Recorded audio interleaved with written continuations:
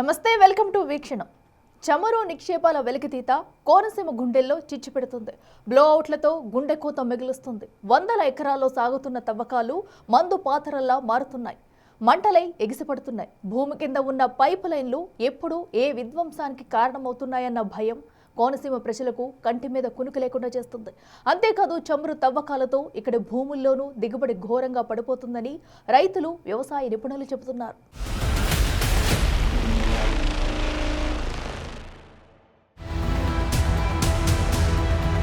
కోనసీమ అనగానే పచ్చని కొబ్బరి తోటలు, పరవళ్లు తొక్కే గోదావరి, ప్రశాంతమైన పల్లె వాతావరణమే కళ్ల ముందు మెదులుతుంది. ఇప్పుడదే కోనసీమ బ్లో అవుట్ల ముప్పు ముంగిట నిలబడింది. భూగర్భంలో దాగున్న చమురు, సహజ వాయువు నిక్షేపాలు ఈ ప్రాంతానికి సిరిని తేవాల్సింది పోయి జనం జీవితాల్లో చిచ్చుపెడుతున్నాయి. చమురు నిక్షేపాల తవ్వకాలు ప్రాణాంతకమైన మందుపాతరల్లా మారుతుంటే పైప్ లైన్లు ఎప్పుడు పేలుతాయో తెలియని స్థితిలో స్థానిక ప్రజలు భయం గుప్పెట్లో బతుకుతున్నారు. కోనసీమ వ్యాప్తంగా ఆన్షోర్, ఆఫ్షోర్లు చమురు నిక్షేపాల వెలికితీత దశాబ్దాలుగా కొనసాగుతోంది. పొలాలు, గ్రామాలు, ఇళ్ల మధ్య నుంచి చమురు పైప్ లైన్లు ఉండడంతో ఎప్పుడు ఏ విస్ఫోటనం సంభవిస్తుందో తెలియక ప్రజలు బిక్కుబిక్కుమంటూ కాలం వెళ్లదీస్తున్నారు.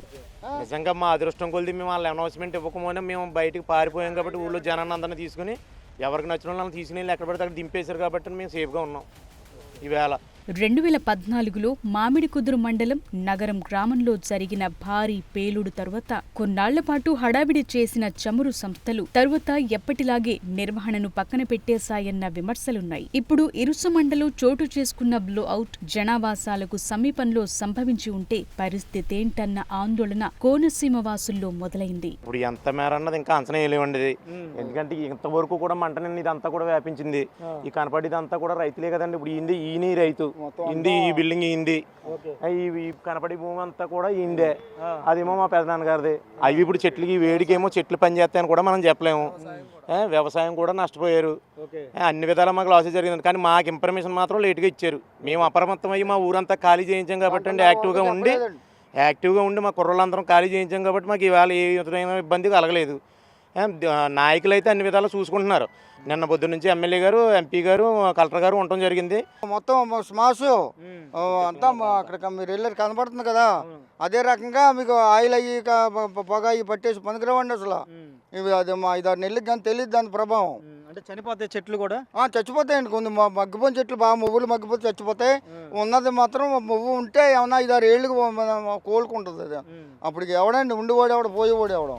అంబేద్కర్ కోనసీమ జిల్లా పరిధిలో ఆన్షోర్, ఆఫ్షోర్లు 217 ప్రాంతాల్లో చమురు వెలికి తీస్తున్నారు. ఇందులో అమలాపురం రెవెన్యూ డివిజన్ పరిధిలో 158 ప్రాంతాల్లో 870 ఎకరాల్లో నిక్షేపాలను వెలికి తీస్తున్నారు. కొత్తపేట రెవెన్యూ డివిజన్లో 20 ప్రాంతాల్లో 125 ఎకరాలకు పైగా విస్తీర్ణంలో తవ్వకాలు జరుపుతున్నారు. రామచంద్రాపురం రెవెన్యూ డివిజన్లో 39 ప్రాంతాల్లో 260 ఎకరాలకు పైగా విస్తీర్ణంలో నిక్షేపాలను వెలికి తీస్తున్నారు. అయితే బ్లో అవుట్ లాంటి అంశాలు చాలా చిన్నవని, చమురు, నాచురల్ గ్యాస్ నిక్షేపాల వెలికితీతతో భూమి పొరల్లో భారీ విధ్వంసం జరుగుతోందని నిపుణులు చెప్తున్నారు.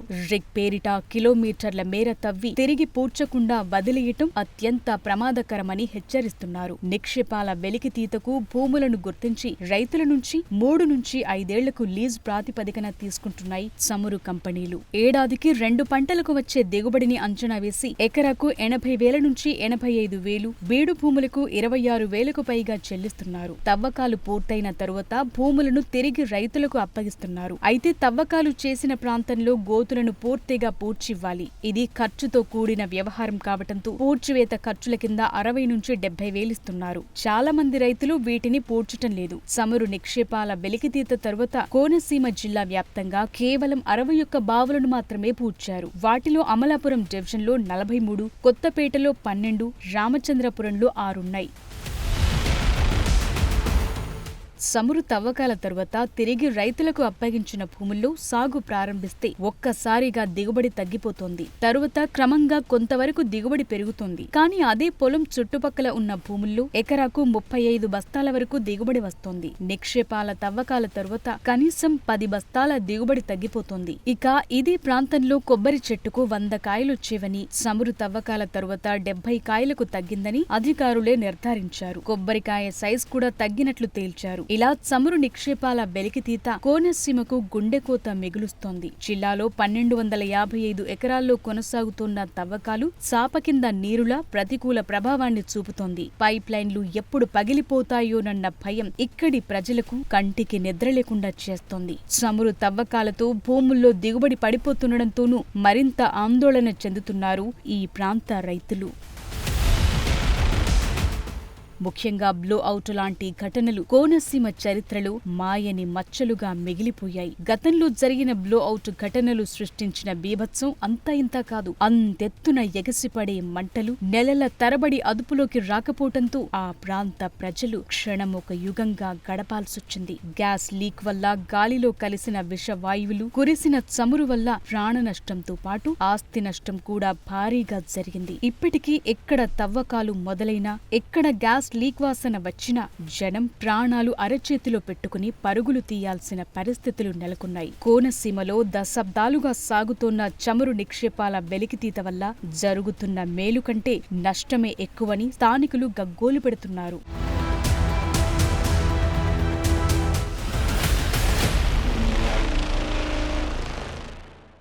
దేవరపల్లి నగరం ఇరుసుమండ ప్లేస్ మారుతున్నా విధ్వంసం మారడం లేదు. కోట్లు విలువ చేసే క్రూడ్ ఆయిల్, నేచురల్ గ్యాస్ తరలించుకుపోతున్నా ప్రజలకు భద్రత కల్పించడంలో మాత్రం అంతా విఫలమవుతున్నారు.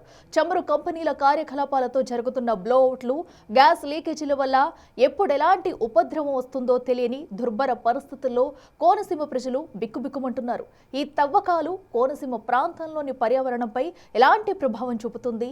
రాబోయే తరాలకు జరిగే నష్టమేంటి?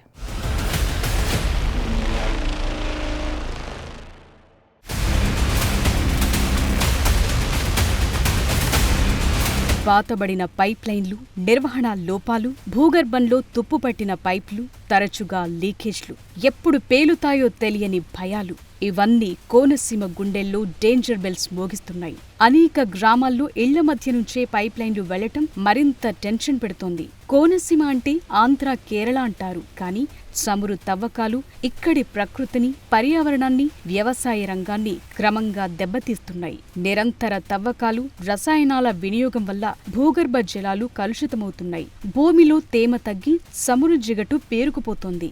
వరి, కొబ్బరి పండించే రైతులు దిగుబడి రాక విలవిల్లాడుతున్నారు. చమురు కంపెనీల నుంచి వెలువడే వేడి, కలుషితమైన పొగ వల్ల కొబ్బరి చెట్లు ఎండిపోతున్నాయని, కాయ సైజ్ తగ్గిపోతుందని నిపుణులు హెచ్చరిస్తున్నారు. వందల ఎకరాల్లో సాగుతోన్న తవ్వకాల వల్ల సాగు భూమి విస్తీర్ణం తగ్గిపోవటమే కాదు, మిగిలిన భూమి కూడా సేద్యానికి పనికిరాకుండా పోతోంది. చమురు, సహజ వాయువు నిక్షేపాల వెలికితీత వల్ల స్థానిక పర్యావరణం చిన్నాభిన్నమవుతోంది. జలవనరులు కలుషితం కావటం వల్ల చేపలు, రొయ్యల చెరువులు దెబ్బతింటున్నాయి.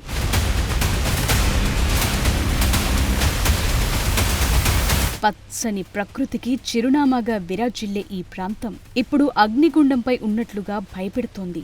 నేల తల్లి గర్భం నుంచి ఎంతో విలువైన సహజ వాయువును, క్రూడ్ ఆయిల్ ను వెలికితీస్తోన్న కంపెనీలు అదే నేల మీద బతుకుతోన్న మనుషుల ప్రాణాలను, పర్యావరణాన్ని ప్రమాదంలో పడేశాయి. కనీస భద్రత కల్పించలేకపోతున్నాయి. ఈ తవ్వకాలతో కోనసీమ పర్యావరణంపై పడుతున్న ప్రభావం అంతా ఇంతా కాదు. చమురు కంపెనీల డ్రిల్లింగ్ కార్యకలాపాలు కోనసీమ పర్యావరణ సమతుల్యతను దెబ్బతీస్తున్నాయి. డ్రిల్లింగ్ సమయంలో వెలువడే విషపూరిత రసాయనాలు, చమురు అవశేషాలు భూమిలోకి ఇంకిపోతున్నాయి. దీనివల్ల భూగర్భ జలాలు కలుషితమవుతున్నాయి. గ్యాస్ లీకేజ్లు, పైప్ లైన్ల ద్వారా బయటకొచ్చే ఉద్గారాల వల్ల గాలిలో కార్బన్ మోనాక్సైడ్, సల్ఫర్ డయాక్సైడ్ లాంటి ప్రమాదకర వాయువుల శాతం పెరుగుతోంది. ఇది స్థానిక ప్రజల్లో శ్వాసకోశ వ్యాధులకు కారణమవుతోంది.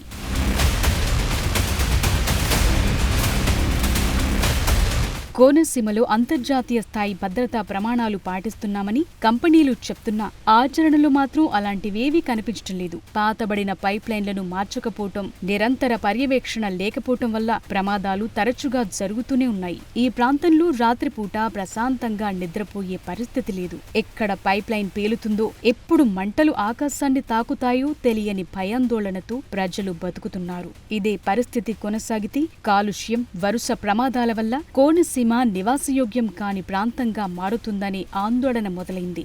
రాబోయే తరాలు ఈ పచ్చటి ప్రాంతాన్ని వదిలి వెళ్లే దుస్థితి వచ్చినా ఆశ్చర్యపోనవసరం లేదని పర్యావరణవేత్తలు హెచ్చరిస్తున్నారు. కోనసీమలోని మడ అడవులు, అరుదైన పక్షులు, జలచరాలన్నీ ఈ రసాయన కాలుష్యానికి బలైపోతున్నాయి. కోట్లు విలువ చేసే సంపదను వెలికితీస్తున్నప్పుడు అందులో కొంత భాగమైన స్థానిక ప్రజల భద్రత కోసం, పర్యావరణ పరిరక్షణ కోసం ఖర్చు చేయాలి. కానీ కోనసీమలో జరుగుతున్నది వేరు. ఇక్కడ ప్రజల ఆవేదనను కేవలం నష్టపరిహారంతో తీర్చలేం. కంపెనీలు లాభాల మీద కాకుండా ప్రజా భద్రతపైన దృష్టి సారించాలి. పాతబడిన పైప్ లైన్లను తక్షణమే మార్చాలి. అధునాతన సెన్సార్ల ద్వారా లీకేజ్లను ముందే గుర్తించే వ్యవస్థను ఏర్పాటు చేయాలి. వ్యవసాయానికి జరిగిన నష్టాన్ని శాస్త్రీయంగా అంచనా వేసి రైతులకు తగిన సాయం అందించాలి. ప్రకృతి ఇచ్చిన వనరులను వాడుకోవటం తప్పు కాదు. అయితే ఆ ప్రక్రియలు ప్రకృతిని, మనుషులను బలిపెట్టటమే ఆందోళనకరమైన విషయం. అందుకే ఈ పరిస్థితులను మార్చాలని కోనసీమ ప్రజలు డిమాండ్ చేస్తున్నారు.